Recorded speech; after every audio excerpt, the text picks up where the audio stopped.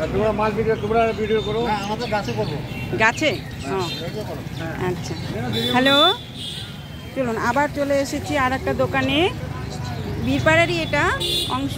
বীরপাড়া সবাই তো সকালবেলায় নিজেদের কর্মরত ব্যস্ততা, যে যা পারে তাই নিয়ে ব্যস্ত থাকে। আমরা সবাই ভিডিও করতে ব্যস্ত যেরকম।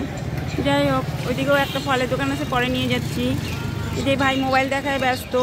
এনারাও সারাদিনে অনেক পরিশ্রম করে গাছতলায় রাস্তার ধারে দাঁড়িয়ে এরা বিক্রি করে। সবাই যার যার পেটের জ্বালায় সংসারের চালানোর গায়ে বেরিয়ে পড়ে। তো কোন ওই ডাবটা কাটতে কত নাও? 60 টাকা। 60 টাকা? ওইটা 80 টাকা। ওইটা 80 টাকা, এটা 80 টাকা। আর এটা এটা নারকেল তো? ছোটোটা 30 টাকা। হ্যাঁ, ছোটোটা 30 টাকা। ছোটোটা 30 টাকা। আর এটা 50 টাকা। হ্যাঁ 50 টাকা। আর ভেতরে যে মালাইটা থাকে ওইটা? মলাই হলে 50 টাকা। আপনারা এইখানেই কাটে বিক্রি করেন? পাইপ টাইপ দিয়ে দেন? আচ্ছা, স্টল লাগাই দেন। সারাদিনে কত বিক্রি হয় আপনাদের?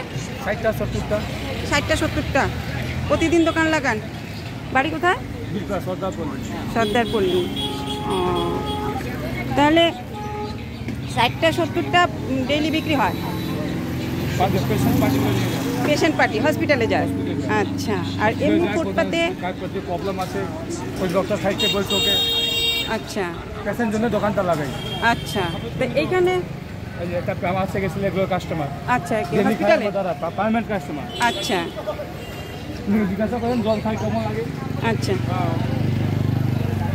ভাই, তো এক্সকিউজ মি, এখানে তুমি ডেইলি ডাব খাও?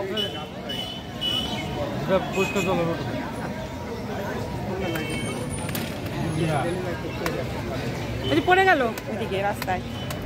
এই যে এক ভাই দাঁড়িয়েছে, সে বলে ডেইলি কাস্টমার এখানকার খায়। তো ওই ডাবগুলো কত করে? 80 টাকা একটা? একটা।